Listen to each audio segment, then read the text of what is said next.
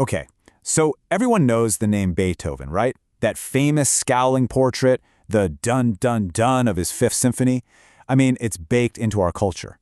But the real story, the reason he's such a giant, isn't just about the amazing music. It's about how one guy completely blew up the definition of what an artist is, and in doing so, created a blueprint that honestly, we're still following today.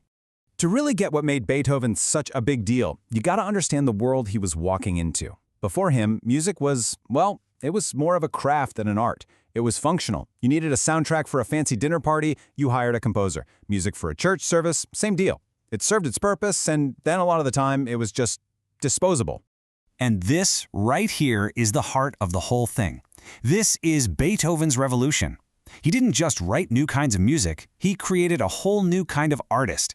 He took the composer from being, a skilled servant, basically a craftsman like a talented cook or a tailor, and he transformed them into the independent, visionary, sometimes tortured genius that we all recognize today. He pretty much invented the modern artist. All right, so let's take a step back into that old world. For centuries, composers weren't free agents. They were servants. And this was the system that Beethoven was basically born to shatter.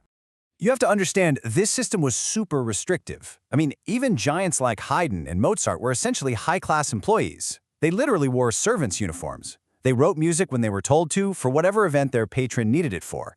Haydn's job was famously compared to a cook's. You get an order, you make the dish. Bearing your soul and expressing your deepest emotions, that wasn't really in the job description. And then Beethoven shows up. He looks at this whole system of patronage and servitude and effectively says, yeah, no, not for me. He just refused to be a servant. He saw himself as a true equal to the princes and aristocrats he worked with. I mean, this quote, it says everything you need to know. That is not some humble craftsman talking to his boss. That is an artist demanding respect, absolutely furious that a publisher isn't recognizing the value of his genius. This kind of fiery attitude was completely new. And you have to get how radical this was at the time. Beethoven called himself an aristocrat of the mind. He basically said, my talent, my genius, that puts me on the same level as any prince. In a society that was built from the ground up on inherited power and titles, this was an explosive, almost dangerous idea. And the thing is, he totally backed it up. He wasn't tied to one patron. Nope, he played many of them off against each other. He negotiated like a shark with publishers all across Europe. And most importantly, he wasn't writing for a specific occasion anymore. He was writing to express the massive emotions that were raging inside of him. He was, for all intents and purposes, the first modern freelance artist, and he created the playbook for literally everyone who came after him. So this rebellious spirit, this independence, it wasn't just in how he did business. It absolutely exploded out of his music. He took the polite, well-mannered symphony that Mozart and Haydn had perfected and turned it into a huge, dramatic, emotional battlefield. Okay, so his first big musical bombshell was his Third Symphony, the Eroica. And for the audience back then, the most shocking thing about it was just its size. Seriously, this thing was a monster. So before Beethoven, you go to a concert. A symphony is what? A nice, polite, 25-minute piece of music. It's elegant, it's concise, and it knows not to overstay its welcome. And then, bam, the Eroica drops, and it's clocking in at almost an hour, double the standard length. Its first movement, by itself, was as long as many entire symphonies. Beethoven was demanding that the audience sit down, shut up, and listen in a way no one ever had before. And let me tell you, people were not ready for this. This quote from a critic just shows how jarring it was. They thought he lost his mind, that it was just self-indulgent and a huge mistake. They couldn't see that he wasn't just making it longer. He was making it deeper. He was telling a much, much bigger story. But of course, he didn't stop there. With his famous Fifth Symphony, he pulled off another huge innovation. He turned the symphony into a psychological journey. Before, the last movement was often just a light, happy little send-off. But Beethoven, he made the finale the whole point. The entire piece becomes this epic story of struggle, moving from that done darkness all the way to this blazing, triumphant victory at the end. But Beethoven, being Beethoven, had one more massive rule he was about to smash to pieces. And it was a big one.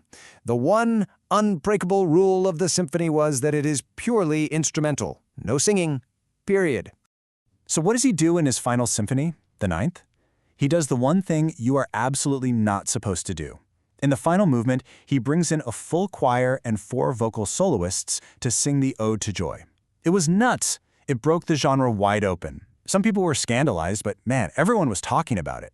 He had changed the game again. But here's the thing that makes this whole story just legendary. All this world-changing innovation was happening while Beethoven was facing the absolute cruelest fate you can imagine for a musician. I mean, look at this progression. It starts in his late 20s. Just a hint of hearing loss. By 1818, he's basically completely deaf and can only talk to people using written notebooks. And then, in 1824, he stands on stage to conduct the premiere of his Ninth Symphony, and he can't hear a single note of his own masterpiece. And that premiere? Wow, it's become one of the most iconic moments in music history. The symphony ends, the theater just erupts, 5 standing ovations, but Beethoven, still facing the orchestra, he hears nothing. He's just lost in silence. One of the young singers has to gently take his arm and turn him around to face the roaring crowd so he can see the triumphs he couldn't hear. So you take all of that, the fierce independence, the revolutionary music, the incredible personal suffering, and what you get is a legacy that's so much bigger than just the notes on the page. Beethoven basically forged the archetype of the modern artist. Before Beethoven, there wasn't really a canon of great works you had to know. He created one, with his symphonies right at the center. He created that archetype we all know, the tortured artist, suffering for their craft. And his shadow was so huge that composers for the next generation were terrified. Brahms literally waited over 20 years to publish his first symphony because he was so paralyzed by the fear of being compared to the master. In this quote from Franz Schubert, who was a genius in his own right, just says it all. There was this feeling of awe and, well, intimidation. Beethoven hadn't just raised the bar, he had launched it into the stratosphere, leaving everyone else wondering what could possibly be left to say. And the wild part is, Beethoven knew it. He knew he was writing music that was way ahead of its time, stuff that his audiences just couldn't wrap their heads around. He was creating art for art's sake, totally confident that one day, future generations would finally catch up to his vision. So that kind of leaves us with this big question, right? This whole idea we have of what an artist should be. A unique visionary, someone who suffers, a rule breaker who pushes culture forward. Is that just some universal truth about art? Or is it a model that was forged 200 years ago by one defiant, brilliant, and profoundly deaf man in Vienna?